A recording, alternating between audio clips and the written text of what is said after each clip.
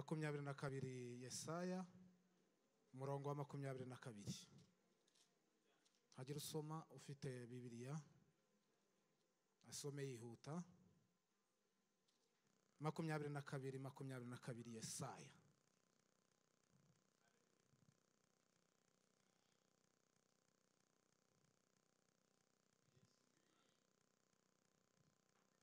Haro habonye?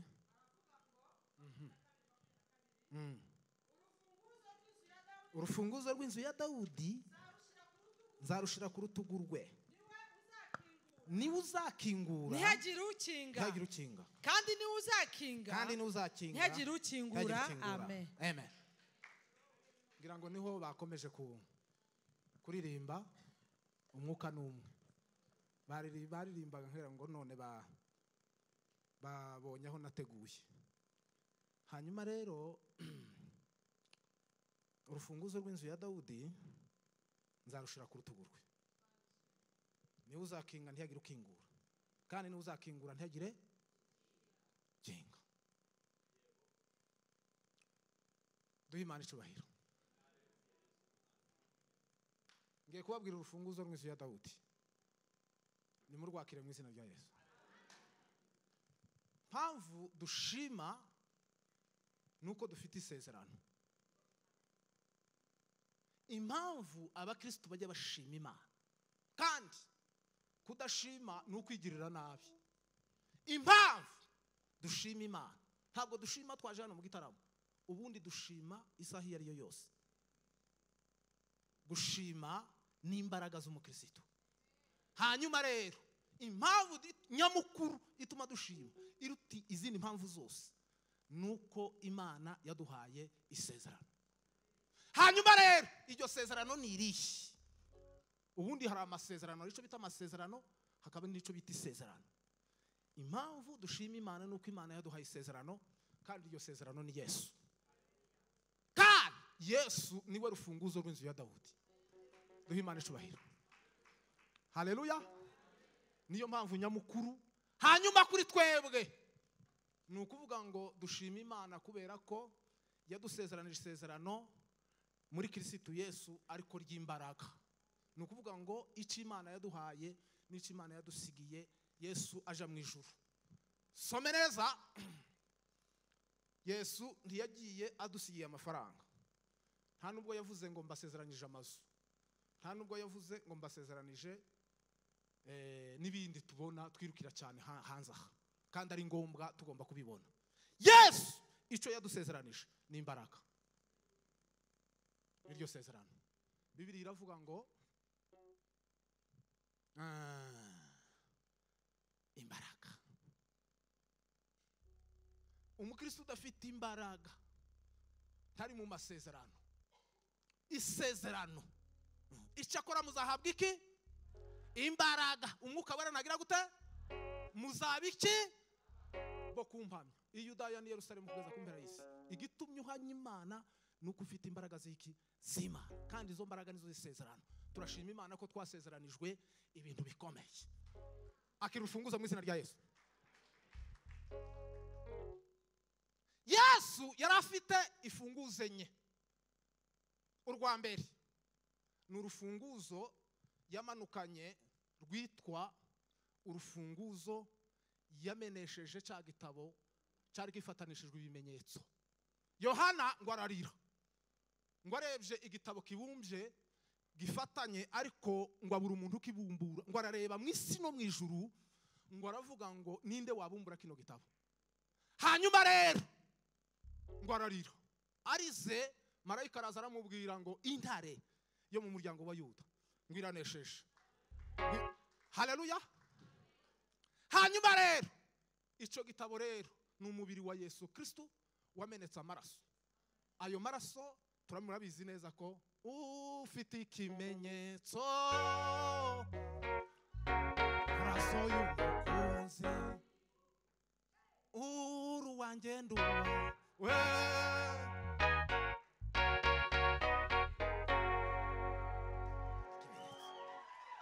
amaraso yamenetse yakuyeho urubanza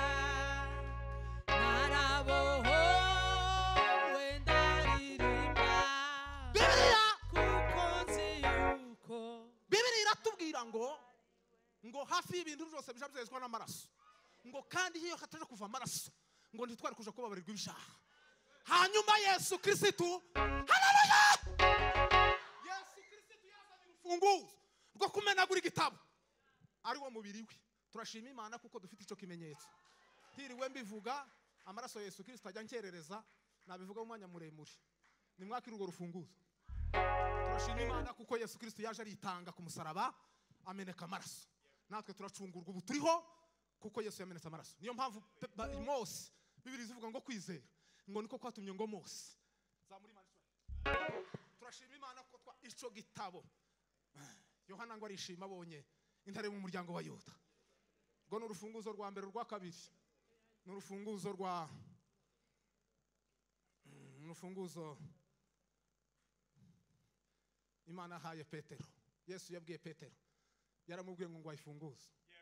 Duhe Imana icubahiro. Petero yahishuriwe nde? Abandi bose barimo bavuga ngo uri Eliya, abandi ngo uri Yohana, abandi ngo uri Yeremiya. Petero aravuga ngo nanje hari ico navuga.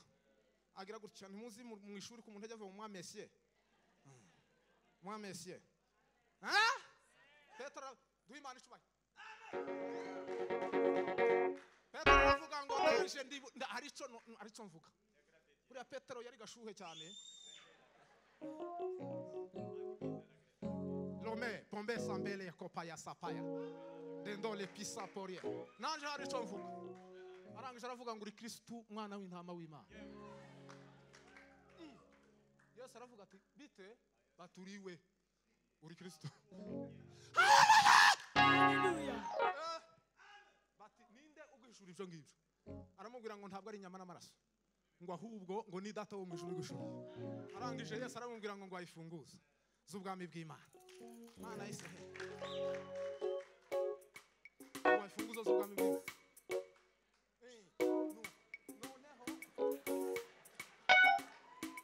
Asifiwe sa.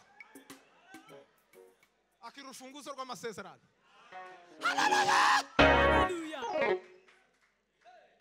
Wayifunguzo zo gukinga. Ico uzafungura mwisi no mwijuru kizaba gikingutse. Kandi nico uzakinga mwisi no mwijuru kizaba gikingutse. Ndahagaruka mu kanya gato. Urufunguzo rwa gatatu n'urufunguzo duhe Imana icubahiro. Zamuri Imana icubahiro.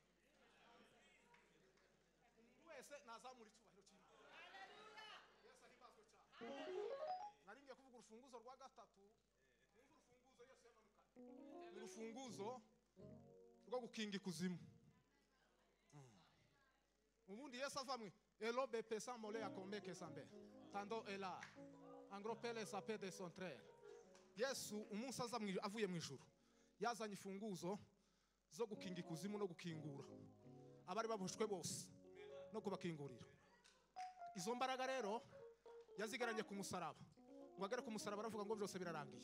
Ageze ikuzimu akora imirimo 19. Haleluya. Umurimo wa nyuma yakoze nuwo kunyaga Satani ifunguzo asiga muboshe aranga.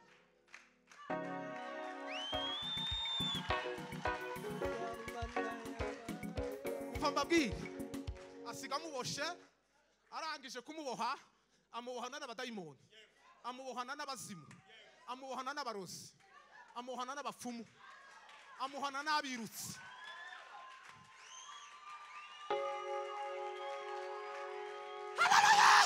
Haleluya. Mva mbabwire abarozi baraboshe. Kuva Yesu yagera mumva nimuzamura amaboko. Kuva Yesu yagera mu kuzimu mumva asifiwe. Abarozi baraboshe, Satani araboshe, kandi uwo munsi yababoshe ico yakoze niki?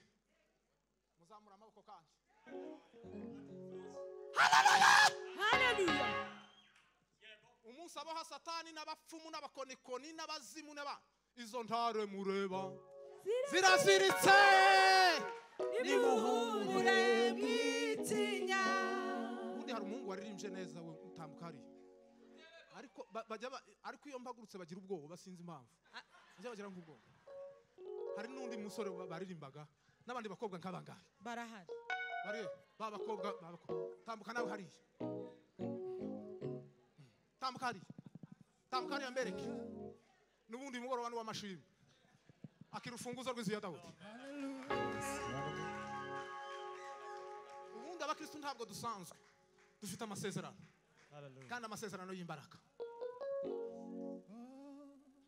Yesu amaze kumanuka yagaze mu kuzimu, yarapfiriye jewe nawe kubw'ibyaha byanje nawe, yarapfiriye abantu bose tubona ubugingo buhoraho. Yarapfiriye yewe nawe kubw'ibyaha byanje nawe, yarapfiriye abantu bose tubona ubugingo buhoraho.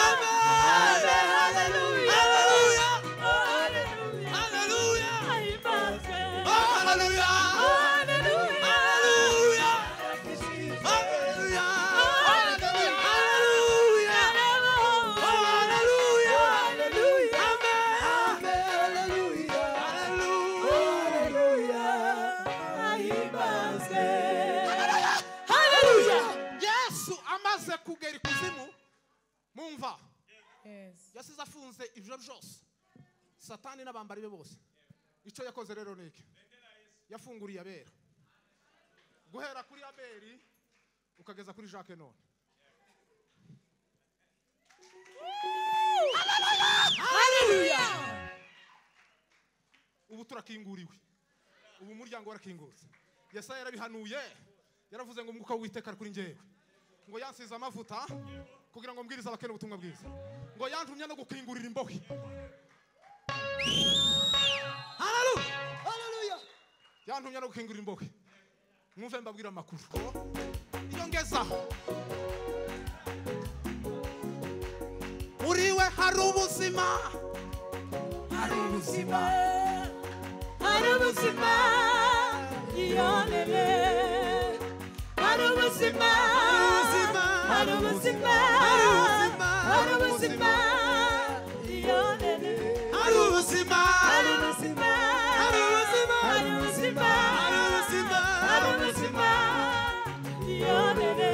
hari ubuzima, Hari ubuzima, hari ubuzima, hari yeah, ubuzima, hari ubuzima, hari ubuzima, hari ubuzima, hari ubuzima, hari ubuzima, hari ubuzima, hari ubuzima, iyonere. Hari ubuzima.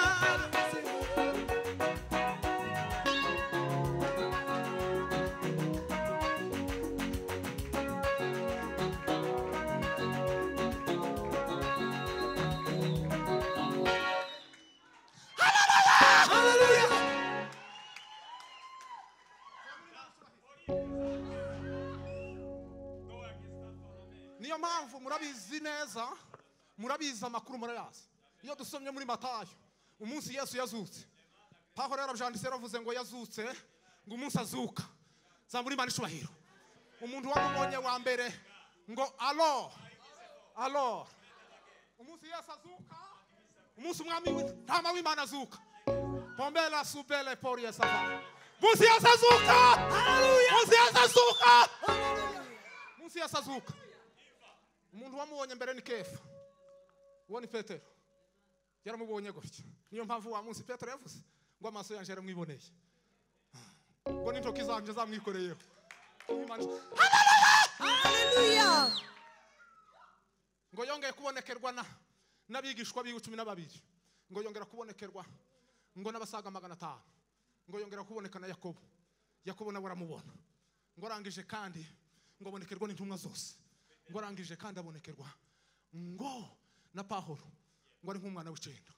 Abantu bose baramubonye umunsi Yesu azuka i Yerusalemu, habaye abashitsi badasanzwe.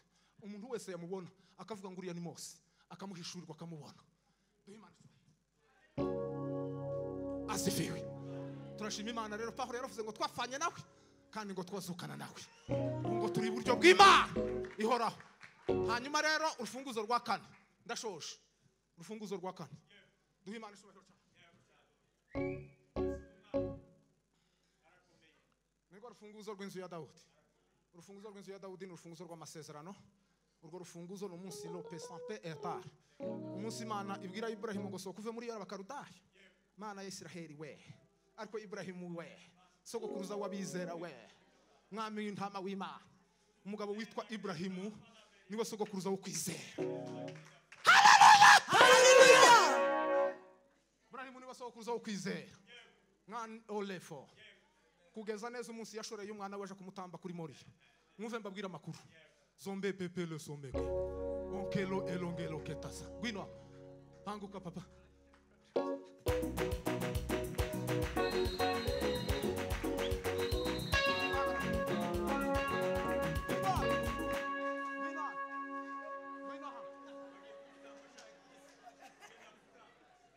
Tuje kujanye ku gitambo moli bosema uko impamvu dutaramye, impamvu turiko dushima Imana nukubera uyu munsi, nukubera ko hari igitambo. Impamvu dusenga nuko hari igitambo, kandi igitambo cha Ibrahimu kuri Isake. Isake yararangije imyaka 12. Imana yamubwira ngo uyu mwana agenda uje kumwica kubera njyewe, uje kumunyicira. Ibrahimu arafati bite, uri murambwira gute? Ndimo ndakubwira ngo ujyana umwana wanje wawe nako uje kumwica, kandi kubera njye, kandi wowe umwigicire wenyine. Abraham ati niwe umbwiye, niwe wankuye mu gigucisha inari, ninjye ubikubwiye. Aramushorera mujyana, ariko ntugire ubwoba. Haleluya! Haleluya! Mana yanje komeza uje umfasha, utarabire zicumbira, ore nize ijambo wambwiye, singabure ku mbaraga zawe, no mu bikomeye biriho uzamburira amaboko yawe, umpa imbaraga ku buntu bwawe, kugeza igihe uzazakujana. igitero cya kabiri kiravuga gute? Amba hafi ndetse buri munsi anagere ubuntu bumwiye, aja nikorera n'imitwaro, niwe data kandi niwe mana, uku kwajya ntuga buri munsi, ajya ntabira muri ibyo byose, buri munsi aja mbibaraga, ibyo nize isezerano yampaye. ibyo ni isezerano rigize gute? Ibyo ni isezerano yampaye. Ibrahimu rero icyo Imana yashakaga, yashaka umusezerano, isezerano natwe tuzabonaho, ariryo sezerano rya Yesu Kristo. Hanyuma Ibrahimu amugejeje kuri Moriya, aramaramaza rwose. Kuba umukristo ni ukumaramaza, ni ukumaramaza burundu ukavayo. Tumaramaze mu izina rya Yesu.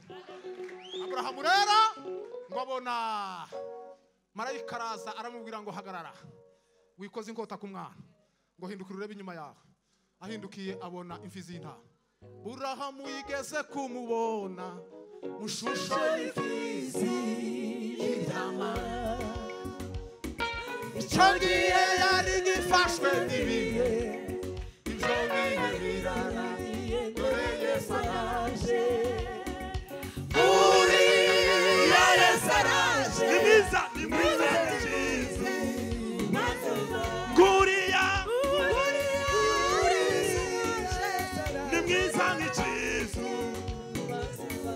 nugaruka kwima ya ngoma yawe, ubwo uzabashe guhindura ibintu byose, icyo gihe Yesu azabikore.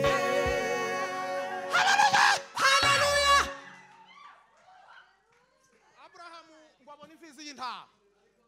Umwana yari yahambiriwe ku gicaniro, hari hasigaye gukuramo inkota ngo ayimusogote. arahindukira aja kureba imfizi y'intama. Iyo mfizi y'intama yasobanuraga Yesu Kristo uzaza. Mureke mbabwira isezerano ritangira ry'imbaraga. Ngo batashe rero umwana murabona ko yacitse ku icumu. Buriya Isaka yacitse ku icumu. Buriya ntiyari yapfe ntibyarangiye. Uko niko natwe Yesu yaducunguye twari dupfuye. Tuzize ibyaha n'ibicumuro byacu. Ariko Yesu araducungura. Niyo mpamvu turimo dushima uyu munsi kuko Yesu yaducunguye. Hanyuma ngo Isaka barataha mu rugo. Murabona ko yirukanse aja banko wirukanka ugere kuri nyoko n'indaya. Wino. Mama wawe ninde? Mama wa Sara wa Isaka ninde? Ndamukubwiye ahubwo. Genda.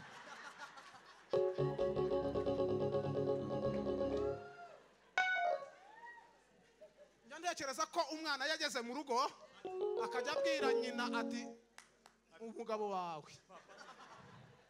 wawe si umuntu. Nari napfuye byari byarangiye none ndazutse. Muzi icyo Imana yavuze uwo munsi? Imana niwo munsi itanga isezerano. Isaka ageze mu rugo iwe barimo baririmba bahimbaza Imana. Haleluya! Iravuga ngo urubyaro ruzakomoka muri uyu mwana. Urubyaro ruzakomoka muri uyu mwana. Urubyaro ruzakomoka muri Isaka. Ngo ruzahindura ngo babisha barwo. Ngo ruzahindura babisha barwo. Ngo ruzabafata rubatsinde. Izo ni imbaraga z'ubutsinzi. Izo ni imbaraga za Yesu Kristo. Twaha! Umugore wa Isaka ninde? Si Rebeka? Muzi umunsi ashakwa. Kuba umugore wa Isaka ni ibintu bitoroshe. Eliyazari niwe wagiye kumushaka. Ko habaye igitangaza.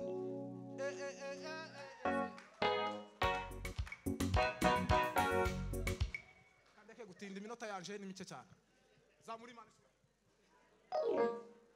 Mugwe mwitegure tubye nk'abashinga igisimba. Abapastori baraha.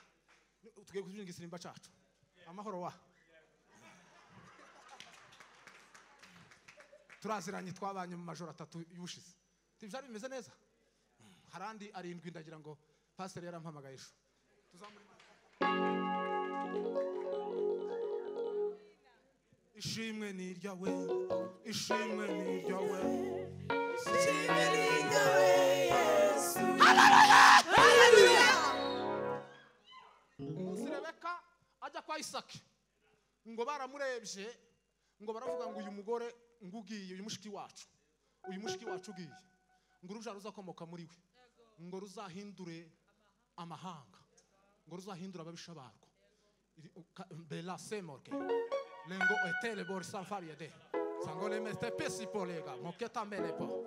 Niba hari icyo Imana yakubwiye uyu munsi tuzashira imbumu. Icambere Imana ntibesha oya. Icakabiri imbabazi. Icagatatu ijambo yivugiye ubwayo. Irikurikirana imyaka ibihumbi. Icambere nk'ikibesha oya. Icakabiri imbabazi. Icagatatu ijambo yivugiye ubwayo. Irikurikirana imyaka ibihumbi.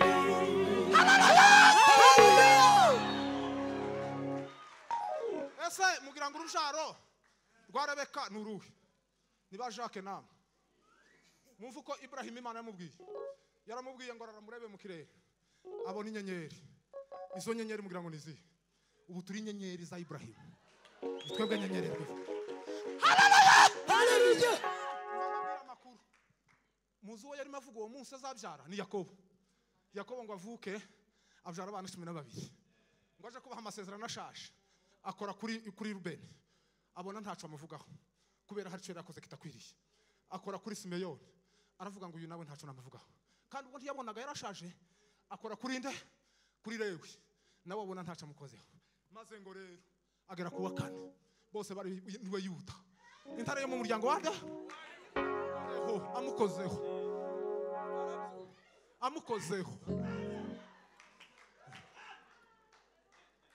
Amukozeho aravuga ngo Yuda we ngo bene so bazagushima. Yuda we ngo bene so bazakwikubita imbere. Yuda we ngo ndakurebye ngo ukuboko kwawe ngo gufashe ku ijosi ry'abanzi bawe.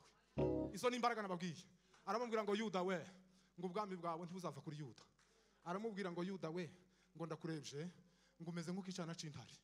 Aramubwira ngo Yuda we, ngo ndakubonye ngo inkoni y'ubutware ngo ntizava ku birenge byawe ngo nyirayo ataraza.